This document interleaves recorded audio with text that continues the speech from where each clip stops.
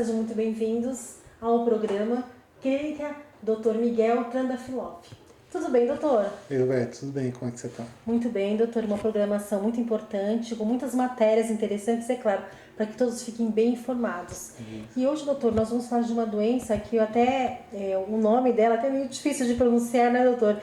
Espondilite anquilosante. Isso. Doutor, eu gostaria que você nos explicasse o que é essa doença. A espondilite anquilosante é uma doença inflamatória, né, autoimune, e é uma doença reumática, que normalmente quem faz o diagnóstico e o tratamento são os reumatologistas. É uma doença que acomete praticamente todas as articulações do corpo e, juntamente com essas articulações, vai acometer os ligamentos dessas articulações e acaba tendo uma calcificação desses ligamentos. Perfeito. Doutor, quais são os sintomas da doença? O principal sintoma da doença é a dor, né? A dor nas articulações.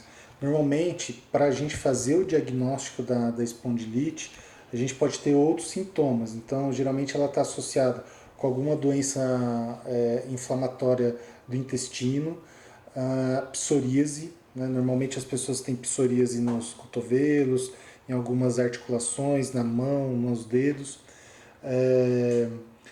A rigidez articular também é um dos sintomas bastante importante. Normalmente tem bastante dor na região lombar.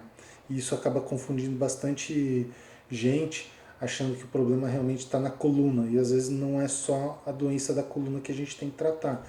A gente tem que fazer a pesquisa para espondilite. Ok. Doutor, essa doença ela comete mais os homens? A incidência maior é nos homens. Hoje em dia a gente faz o diagnóstico também em muitas mulheres, né? Eu imagino que antigamente o que a gente tem percebido é que a doença, a espondilite, ela era subestimada nas mulheres por conta de outras queixas que normalmente as mulheres tinham, né? E hoje em dia, com o avanço tecnológico, o avanço da radiografia, dos exames de imagem, dos exames de sangue, facilitou o diagnóstico nas mulheres também. Perfeito. Doutor, você falou sobre diagnóstico. O diagnóstico, ele é difícil, doutor, dessa doença? Ser encontrado? O diagnóstico é difícil.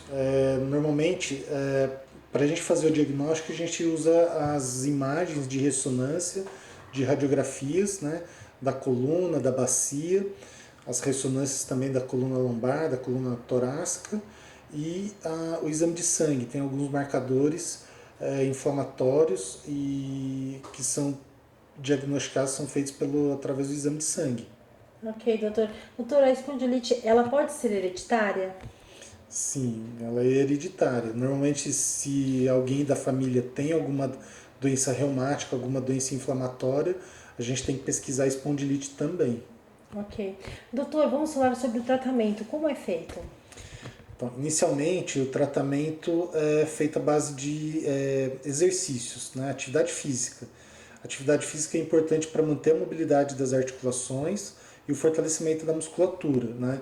Essa atividade física ela vai promover também o alívio da dor, né? No passar do tempo, as articulações, como eu disse, elas vão ficando mais rígidas e assim a gente acaba tendo que usar os anti-inflamatórios também. Quando a pessoa tem crise de dor intensa, a gente usa os anti-inflamatórios não hormonais.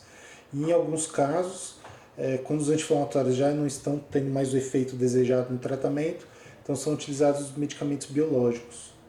Ok, doutor. Doutor, e quando procurar a ajuda do especialista? Então, acho que, na verdade, assim, a ajuda a gente sempre vai buscar e, às vezes, na maioria das vezes, a gente não sabe que tem essa doença. Como eu disse, é muito difícil fazer o diagnóstico e, normalmente, as pessoas que vêm para fazer a consulta, a gente não tem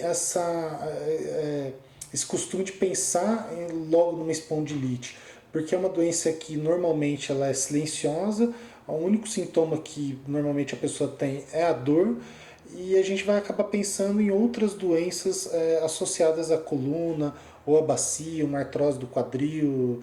Então é muito difícil a gente fazer o diagnóstico. Então, quanto antes as pessoas tiverem os sintomas, elas devem procurar os especialistas e tentar fazer o diagnóstico mais precoce possível. Ok, doutor. Doutor, muito obrigada novamente por nos receber aqui no seu programa e até o nosso próximo encontro. Eu que agradeço, Roberto. Estou aqui sempre à disposição e sempre pronto para novas perguntas e outros assuntos. Obrigada.